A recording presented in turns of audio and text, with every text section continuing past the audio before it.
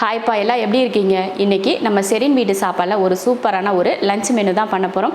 எல்லாரும் பிடிக்காது அப்படின்னு சொல்லுவாங்க. அந்த மாதிரி ஒரு குழம்பை எல்லாருக்கும் பிடிச்ச மாதிரி நம்ம இன்றைக்கி பண்ண போகிறோம். அப்படி என்ன குழம்பு அப்படின்னு யோசிப்பீங்க. பாவக்காய் தான்.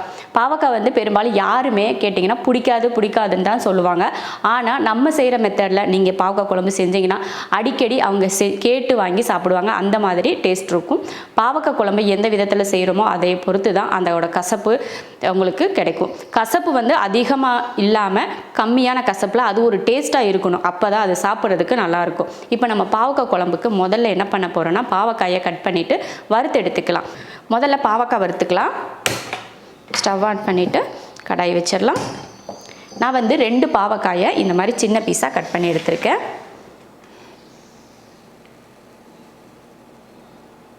பாவக்காய் வறுக்கிறதுக்கு எண்ணெய் ஊற்றிக்கோங்க. ஒரு 2லேருந்து ஒரு 3 ஸ்பூன் அளவுக்கு எண்ணெய் ஊற்றிக்கோங்க போதும். அடுத்து பாவக்காய் சேர்த்துடலாம்.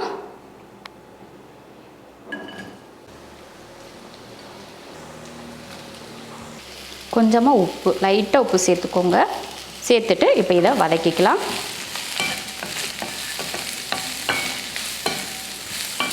பாவக்காய் கட் பண்ணுறது வந்து நீங்கள் ரவுண்டாக கூட கட் பண்ணிக்கோங்க, இல்லைன்னா சின்னதாக கூட கட் பண்ணிக்கோங்க. அதே போல் பார்த்தீங்கன்னா பாவக்காயில் வந்து நான் விதையெல்லாம் எடுத்து போட்டுட்டு கட் பண்ணல, விதையோடு சேர்த்து தான் போட்டிருக்கேன். விதை வந்து கசக்கும் அப்படின்னு நினைப்பீங்க இல்லையா? நீங்கள் குழம்பு விதையோடு போட்டு குழம்பு செஞ்சுட்டு அந்த பாவக்காயோட விதை குழம்புல இருக்கும் பார்த்தீங்களா, அந்த விதையை எடுத்து சாப்பிட்டு பாருங்கள். அவ்வளோ டேஸ்ட்டாக இருக்கும் அந்த விதை. எனக்கு பாவக்காய் குழம்பு செஞ்சுட்டு அதில் விதை இருக்கும் பார்த்தீங்களா, அந்த விதையை சாப்பிட்றது ரொம்ப பிடிக்கும். நீங்களும் ஒரு டைம் அந்த பாவக்காயோட விதையை சாப்பிட்டு பார்த்துட்டு எப்படி இருக்குன்னு சொல்லிவிட்டு நீங்கள் கமெண்ட்டில் சொல்லுங்கள். சூப்பராக இருக்கும் டேஸ்ட்டு. நல்லா நம்ம பாவக்காய் வந்து நல்லா சுண்டி நல்லா வதங்கணும். அந்த மாதிரி வதக்கணும். நம்ம பாவக்காய் வதக்கிறதுல தான் அதோட கசப்பே இல்லாமல் இருக்கும். அதனால் எந்த அளவுக்கு நீங்கள் பாவக்காயை வதக்குறீங்களோ அதையை பொறுத்து உங்களுக்கு அந்த கசப்பு இருக்காது. பாருங்கள், பாவக்காய் எந்த அளவுக்கு வதங்கிட்டு இருக்கு. நம்ம ஊற்றின எண்ணெயே பிரிஞ்சு வருது பார்த்திங்களா, அந்த மாதிரி நம்ம வதக்கிட்டு இருக்கோம். இன்னும் கொஞ்சம் நேரம் விட்டோம்னா பாவக்காய் வந்து நல்லா மொறுமொறுன்னு வந்துடும். அந்த அளவுக்கு நல்லா வதக்கியிருக்கோம். இது போல் நல்லா வதக்கி எடுத்துக்கோங்க. இப்போ நம்ம வந்து இதை ஒரு பிளேட்டுக்கு மாற்றிக்கலாம்.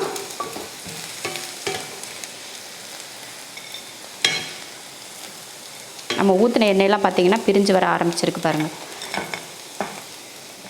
அப்போ பாவக்காய் வந்து நல்லா வதங்கியிருக்கு அப்படின்னு அர்த்தம்.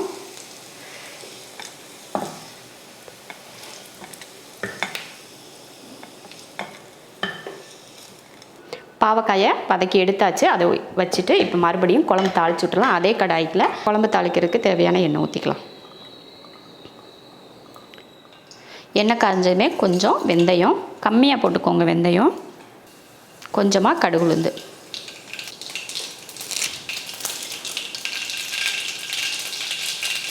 கொஞ்சம் கருவேப்பிலை, 2 பெரிய வெங்காயத்தை குட்டியாக கட் பண்ணியிருக்கேன், அதையும் சேர்த்துக்கலாம். சேர்த்துட்டு இதை கலந்து நல்லா வதக்கி விட்ருவோம். நம்ம எப்போவுமே சொல்கிறது தான், வெங்காயம் வந்து நல்லா பொன்னிறமாக வதக்கிட்டு அதுக்கப்புறம் தான் மற்றதெல்லாம் சேர்க்கணும். வெங்காயத்தை நல்லா வதக்கிக்கலாம். இப்போது வெங்காயம் பாருங்கள், இந்தளவுக்கு பொன்னிறமாக வதங்கினதுக்கப்புறம் நம்ம வறுத்து வச்சோம் இல்லையா பாவக்காய், அதையும் சேர்த்துடலாம். அடுத்து தக்காளி, ஒரு 3 தக்காளி மீடியம் சைஸில், அதையும் சேர்த்துட்டு நல்லா கலந்து விட்டுறலாம். தக்காளியும் பாவக்காயும் நல்லா வதங்கி வரட்டும் அந்த வெங்காயம் கூட சேர்ந்து. அதுக்கப்புறமா மசாலாலாம் சேர்த்துக்கலாம். பாருங்கள், தக்காளி பாவக்காயெல்லாம் நல்லா வதங்கிருச்சு. இப்போ இதில் மசால் பொடி சேர்த்துக்கலாம். மஞ்சள் தூள், மல்லித்தூள் 1 2 3, அடுத்து மிளகாத்தூள் 1 1.5 ஸ்பூன் மிளகாத்தூள். மசால் போட்டு எண்ணெயில் வதக்கி விட்ருவோம். ஒரு 2 நிமிஷத்துக்கு இது போல் எண்ணெயில் வதக்கிக்கோங்க.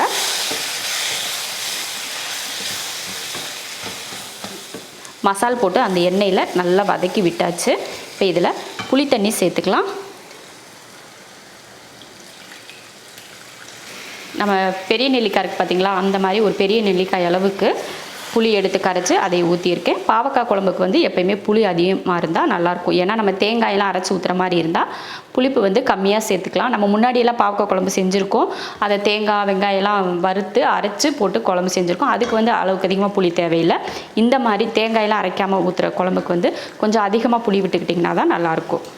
குழம்புக்கு தேவையான தண்ணியை சேர்த்துடலாம். ரொம்ப எல்லாம் தண்ணி சேர்க்க வேணாம், கொஞ்சம் கெட்டியாக இருக்கிற மாதிரியே குழம்பு செஞ்சுக்கலாம். குழம்புக்கு தேவையான உப்பு.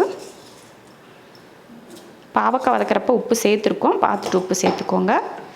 குழம்பு இந்த அளவுக்கு போதும். இது வெந்து வத்துறப்போ நல்லா கெட்டியாக இருக்கும், அதனால் இந்த அளவுக்கு நமக்கு போதும். இப்போ இதை மூடி வச்சிடலாம். மூடி வச்சு ஒரு 5 நிமிஷத்துக்கு நல்லா வேக வைப்போம். ஹை ஃப்ளேமில் வச்சே வேக வச்சுக்கலாம். இப்போ நம்ம வந்து குழம்பு வேகட்டும், ஒரு பக்கம் நம்ம சாப்பாடு ஒரு அடுப்பில் வச்சு விட்டுக்கலாம். இதில் ஒரு படி அரிசி போட்டேன், அதுக்கு தண்ணி சேர்த்துக்கலாம். நம்ம எப்போயுமே அரிசி முன்னாடியே ஊற வச்சுருவோம் இல்லையா, அது போல் ஊற வச்சு தான் எடுத்திருக்கேன். தேவையான உப்பு.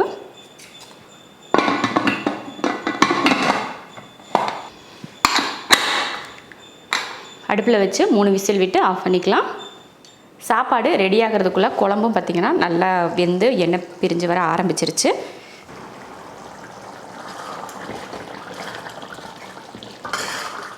பாருங்கள், குழம்புமே பார்த்திங்கன்னா நல்லா தண்ணியாக நம்ம வச்சுருந்தோம் இல்லையா, நல்லா வெந்து பார்த்திங்கன்னா நல்லா கெட்டியாக இருக்குது பாருங்கள்.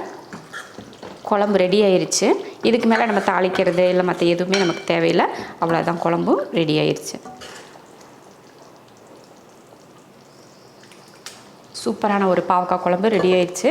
பாவக்காய் குழம்பு பழசாக பார்த்திங்கன்னா அவ்வளோ ருசியாக இருக்கும். பாவக்காய் குழம்பு ஒரு வாரத்துக்கு கூட வச்சு சூடு பண்ணி சாப்பிட்லாம். அவ்வளோ டேஸ்ட் சூப்பராக இருக்கும். ஒரு நாள் இதே போல் நீங்களும் ட்ரை பண்ணி பாருங்கள். பாவக்காய் குழம்பு வேணானே சொல்ல மாட்டாங்க உங்கள் வீட்டில், அவ்வளோ அருமையாக விரும்பி சாப்பிடுவாங்க. அடுத்து எப்போ பாவக்காய் குழம்பு செய்கிற அப்படின்னு சொல்லி கேட்பாங்க பாருங்கள். நீங்கள் செஞ்சு கொடுத்து பாருங்கள். குழம்பு வச்சு இறக்கியாச்சு. அடுத்து நம்ம வந்து கேரட் பீன்ஸ் பொரியல் பண்ணிக்கலாம். 2 சேர்த்தே நான் கட் பண்ணி எடுத்திருக்கேன். 2 சேர்த்து பார்த்திங்கன்னா 1/4 கிலோ காய் இருக்கும், அதை தான் கட் பண்ணி எடுத்திருக்கேன். ஸ்டவ் ஆன் பண்ணிக்கலாம். தாளிக்கிறதுக்கு ஒரு பேன் வச்சுட்டு எண்ணெய் ஊற்றிக்கலாம். எண்ணெய் காஞ்சதுமே கடுகு பொரிஞ்சதுமே ஒரு பெரிய வெங்காயம், 2 பச்சை மிளகாய், கொஞ்சம் கருவேப்பிலை.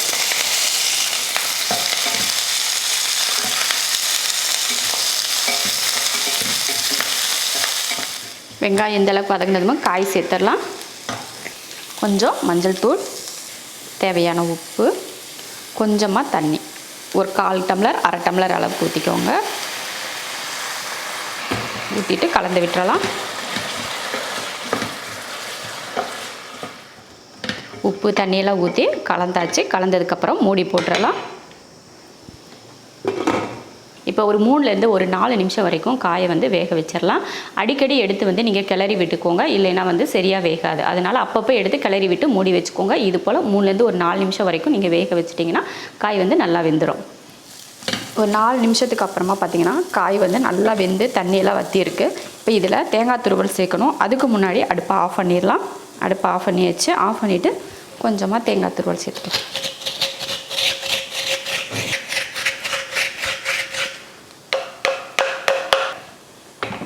ரொம்பையும் தேங்காய் துருவல் தேவையில்லை, லைட்டாக சேர்த்துக்கோங்க போதும்.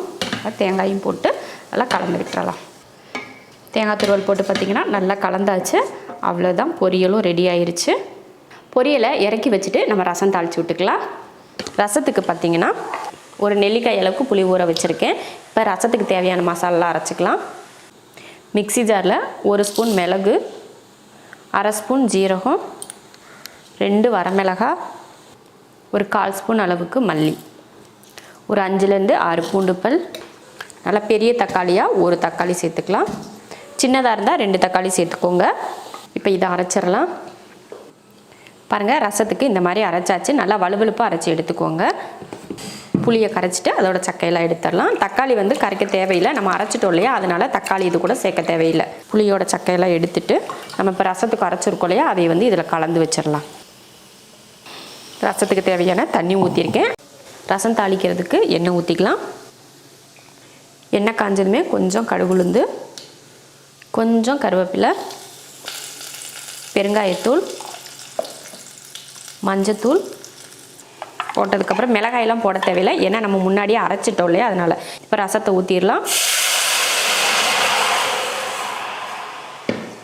ரசத்துக்கு தேவையான உப்பு, கொஞ்சம் மல்லித்தலை. ரசம் வந்து லைட்டாக ஒரு கொதி வரட்டும், அதுக்கப்புறமா நம்ம இறக்கிக்கலாம்.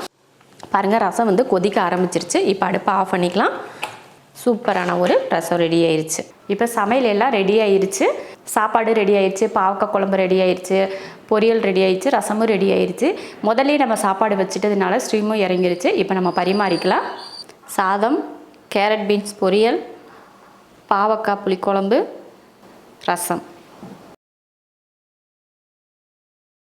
சூப்பரான ஒரு லஞ்ச் மெனு ரெடி ஆயிடுச்சு. மறுபடியும் சொல்கிறேன், பாவக்காய் குழம்பு இந்த மாதிரி நல்லா எண்ணெயில் வதக்குங்க. பாவக்காயை நீங்கள் எந்த அளவுக்கு வதக்குறீங்களோ அதே பொறுத்து தான் அதில் இருக்க கசப்பு வந்து உங்களுக்கு தெரியாமல் இருக்கும். இது போல் வதக்கி நீங்கள் எப்படி வேணாலும் நீங்கள் குழம்பு பண்ணுங்கள், சூப்பராக இருக்கும்.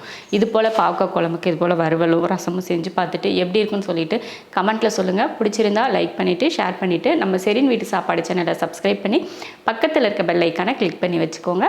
இப்போ சாப்பிட போகலாம்.